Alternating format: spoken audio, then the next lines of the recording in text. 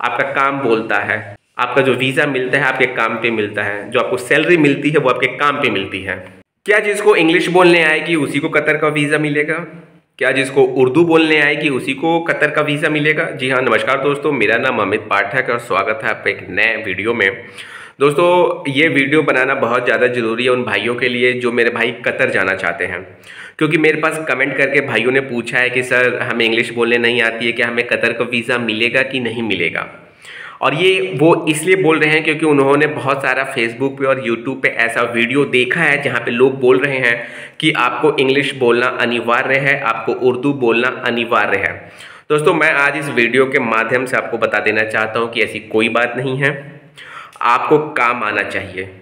आपको इंग्लिश बोलने आती है, बहुत अच्छी बात है। आपको उर्दू बोलने आती है, बहुत अच्छी बात है। अगर आपको इंग्लिश बोलने नहीं आती है तो भी कोई बात नहीं, आपका काम नहीं रुकेगा, आपको वीज़ा मिलेगा, आपको सैलरी मिलेगा, आपको सारी सुविधाएं मिलेंगी जो इंग्लिश बोलने वालों को मिलता है, जो उर्दू बोलने वाले को मिलता है। तो इस तरह की आप अफवाहों पे ध्यान ना दें, सिर्फ आप अपने काम पे ध्यान दें।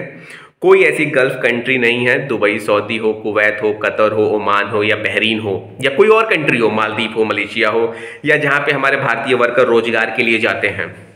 कोई ऐसी कंट्री नहीं है, कोई ऐसी कंपनी नहीं है जो केवल और केवल इंग्लिश बोलने वालों को लेती है। और मेरे भाई, जिसको इंग्लिश बोलने आएगा तो क्या वो गल्फ कंट्री में जाएगा? वो अपने इंडिया में जॉब नहीं करेगा, अच्छा जॉब, अच्छा बिजनेस?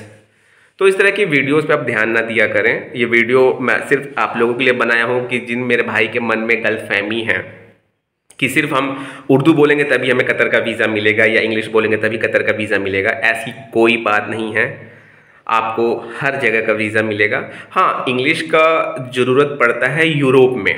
अगर आप यूरोप के लिए वीज़ा अप्लाई कर रहे हैं तो वहाँ पे आपको इंग्लिश की ज़रूरत है, कम से कम आपको बेसिक इंग्लिश आना चाहिए। लेकिन अगर गल्फ कंट्री की बात करें तो ऐसा कोई रूल नहीं है, किसी गवर्नमेंट का कोई रूल नहीं है। अगर ऐसा कोई रूल होता तो मैं वीडियो आपको बना के आपके सामने लाता। तो दोस्तों, आप बिल्कुल बेफिक्र है, अपने काम पे ध्यान दें, अपने स्किल पे ध्यान दें, और सैलरी जो है आपके काम पे बढ़ता है, ना कि इंग्लिश पे।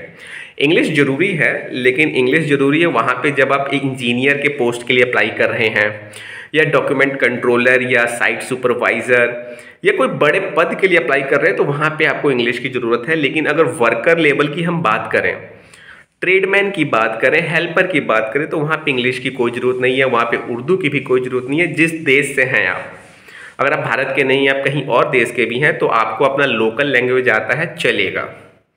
ऐसा कोई कंपलसरी नहीं है कि इंग्लिश बोलेंगे तभी आपको वीज़ा मिलेगा। और ना ही ऐसा है कि अगर आपको इंग्लिश नहीं आती है तो आपका पगार कम लगेगा और जिसको इंग्लिश आती है उसका पगार ज़्यादा लगेगा। एग्जाम्पल मान के चलिए कि आप राजमिस्त्री हैं, आपको इंग्लिश बोलने नहीं आती है और एक दूसरे आदमी को इंग्लिश बोलने आती है, तो सैलरी उतना ही लगेगा, लेकिन काम देखा जाता है। इंग्लिश बोलने वाले को केवल इंग्लिश आती है और उसको काम नहीं आता है तो क्लाइंट उसको फेल कर देगा। क्लाइंट वहाँ पे इंग्लिश बोलने के लिए आपको नहीं ले जा रहा है, क्लाइंट वहाँ पे आपको काम करने के लिए ले जा रहा है। आपका काम बोलता है, आपका जो वीज़ा मिलता है आपके काम पे मिलता है, जो आपको सैलरी मिलती है वो आपके काम पे मिलती है, ना कि इंग्लिश पे। तो ऐसी अफवाहों से आप बिल्कुल दूर रहें, ऐसी अफवाहों पे आप ध्यान ना दें।